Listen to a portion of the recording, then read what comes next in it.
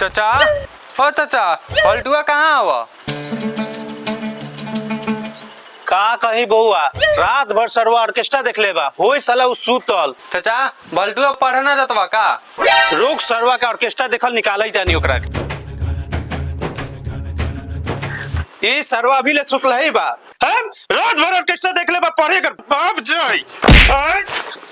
अभी ले साला के बियाने न कोई चक्के नहीं बरे साला हमर मुंगरी है त साला बाबू खिसिया गेल बच्चा बाल फाड़ दे मार के मार माई बाबू का बाल फाड़ दे मार के बाबू मार के हाथ तोड़ दे। ए रुकी का मारे तनी हमरा बेटा के ए लबड़ो सब तोरे चढ़ावल बढ़ावल बा है रात भर ऑर्केस्ट्रा देख लेबा पढ़े कर ना जाई। अच्छा रो चुप रहे जाता हमर बेटा पढ़े। रे साला पिंडो गया बास्ता ले बारे हम बास्ता नहीं खेले आ सिगरेट पिएला पैसा ले ले ह ना त हमार लंच पीबा रुक साला हम जाता नहीं पैसा आ बास्ता लेके आओ तनी ठीक बा जो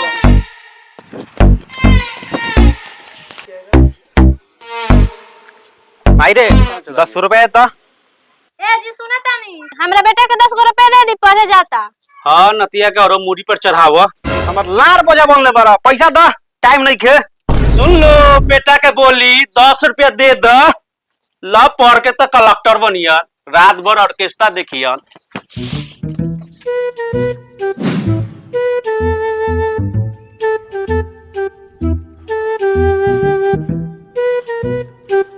भाई क्या चाहिए दे दो सिगरेट काय को दीवा ये को दो रे साला ये बोले बे हम कहां गेली ये साला पैसा लेनी है 10 हो तो कहां से ली दू हो ना देख ले ह दा भाई सिगरेट है एगो हैला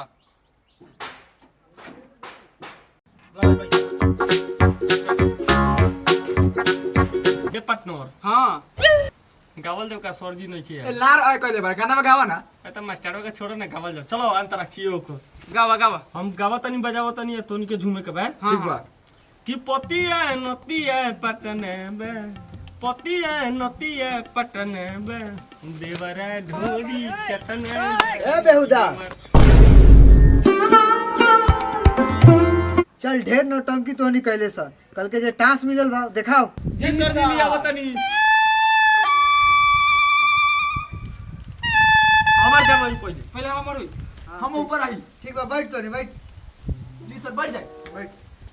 साचो सर जी बैठ जाए हां बैठ बैठ अरे बेहुदा वहां बैठ अच्छा होता है कौन जी सर जी बैठ गए लो बेहुदा लो आई एम शूटिंग सर बैठ बेहुदा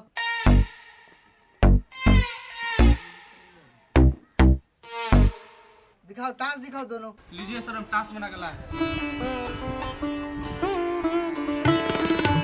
बाल्टू तुम अपना टांस दिखाओ सर 5 मिनट ठीक है जाओ सर हमहू जाई तनी ठीक बजो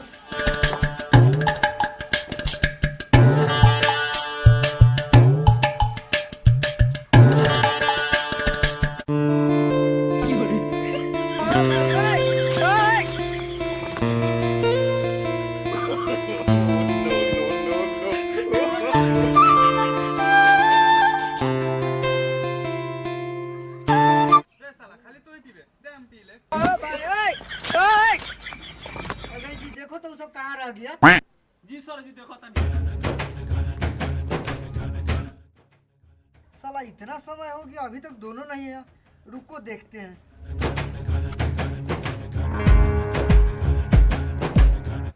अरे चुतिया तू लोग यहाँ क्या कर रहा है अभी सर पेशाब कर रहे थे सर एगो बात बोले ये भाई ना बोल सर जी गुस्सा आ जातो बोलो बेहुदा नहीं घुसाएंगे सर जी तो बहुत बड़ा मौका बारा हम यहां पे साफ कर रहे हैं तो जूजी दिखाएंगे चलो आओ बेहुदा क्लास में ठीक है सर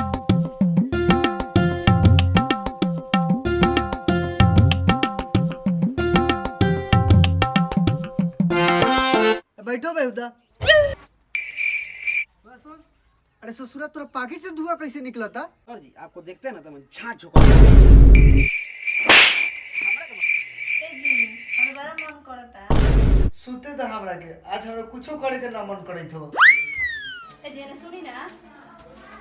अरे बाप रे बाप ए जी का भेले ओह, ए जी का भेले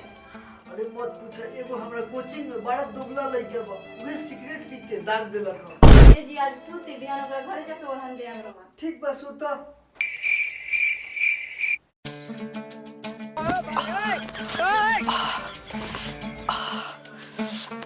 इस साला बाल बच्चा के पैदा करले से का फायदा बा, साला सारा काम अपने करे के पड़ैता।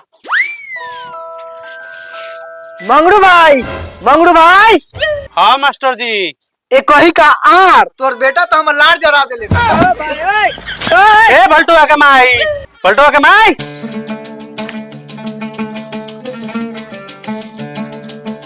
काहे ले इतना चिल्लाता नहीं गाला फाड़ फाड़ के? देखो अपन बेटा के कारनामा, मास्टर जी का हाल कैले बा। का कइले बा हमर बेटा? सामान दाग देले बा।